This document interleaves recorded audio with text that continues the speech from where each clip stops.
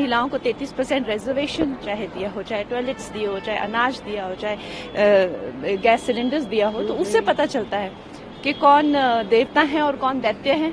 जो महिलाओं का अपमान करते हैं उनको जो है इस तरह से सरेआम जो है मेरा घर तोड़ा गया, गंदी गंदी गालियां मुझे दी गई। कुछ मूर्खों के इकट्ठे हो जाने से देश के टुकड़े नहीं हो सकते। हमारी सारी पार्टी के लिए ही ये एक ऐतिहासिक जीत है और जाहिर सी बात है हम सब कार्यकर्ता बहुत ही ज्यादा उत्साहित हैं, बहुत इस चीज को लेकर धन्यवादी हैं पूरे महाराष्ट्र की जनता के, पूरे भारत की जनता के, to be honest. Ma'am, chief minister किसको देखना चाहेंगे?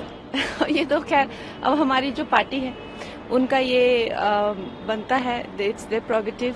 और हम लोग तो खैर, जो मैं हमेशा कहती हूँ कि हमारी जो पार्टी है उनकी जो आइडियोलॉजी है वो सबकी एक से बढ़कर एक हमारे पास नेतृत्व के लिए लोग हैं।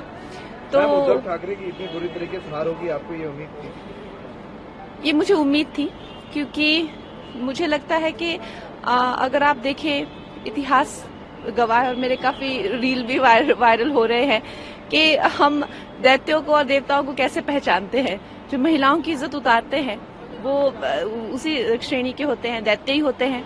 और जो महिलाओं को सम्मान देते हैं, आज हमें अगर महिलाओं को 33% रिजर्वेशन चाहे दिया हो, चाहे टॉयलेट्स दिए हो, चाहे अनाज दिया हो, चाहे गैस सिलेंडर्स दिया हो, तो उससे पता चलता है कि कौन देवता है और कौन दैत्य है। तो दैत्यों का वही हुआ जो होता है हमेशा, उनकी हार हुई। और आप देख लीजिए महाभारत में तो एक ही क्लैन था, एक ही भाई थे, सब एक ही परिवार था, लेकिन फिर भी फर्क कितना था। जो महिलाओं का अपमान करते हैं उनको जो है इस तरह से सरेआम जो है मेरा घर तोड़ा गया, गंदी गंदी गालियां मुझे दी गई, तो मुझे लगता है कि कहीं ना कहीं बुद्धि भ्रष्ट हो गई थी, वो दिख ही रहा था। कांग्रेस पर पीएम ने सिर्फ परिवार और लड़ाने की राजनीति करने का आरोप लगाया, कैसे देखते हैं? उनको भी एक पब्लिक से काफी एक मजबूत जवाब मिला है कि किस तरह से ये देश जो है, ये देश बड़े ही बलिदान देकर देश बना है, और किसी के ऐसे कहने से या कुछ मूर्खों के इकट्ठे हो जाने से देश के टुकड़े नहीं हो सकते और नहीं होने भी नहीं देंगे। मैम, एक इम्पोर्टेंट सवाल है कि संभल में एक मस्जिद है, उसका सर्वे करने के लिए एक टीम जाती है, उसके ऊपर पथराव हो जाता है। आज सुबह की घटना है, इस पर आपका आग जनी हुई है, पत्थरबाजी हुई है संभल में, तो इससे हमें साक्षात देखने को मिलता है कि एक हैं तो नेक हैं, अगर बटेंगे तो कटेंगे। आप देख सकते हैं कि किस तरह की सिचुएशंस हमारे देश में ऐसे ऐसे एरियाज भी हैं जहां पे जाना ही अलाउड नहीं है इवनिंग के बाद।